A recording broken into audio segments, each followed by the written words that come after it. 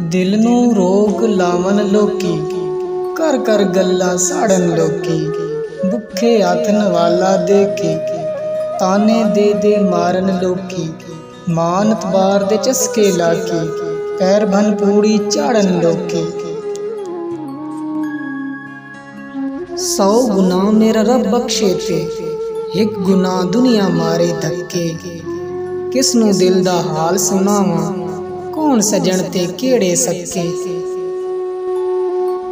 बेसवादी गल करदे, जेड़े होवन अकलू अन्ने।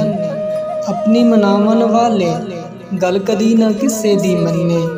चुप करके जिन्ना मन लई, डुब के भी लंघ गए बन्ने। कलमा पढ़ा उत्तों उत्तों ते गल अंदरों ना मैं जानी। पत्थरां विचों हीरे लब्बां, ते मिट्टी ना मैं छानी। औखा वेला लंघ ते जांदा, सबक कईए दस भी जांदा। कोई ना दिसे आसे पासे, जदों छड़ अपना साया जांदा।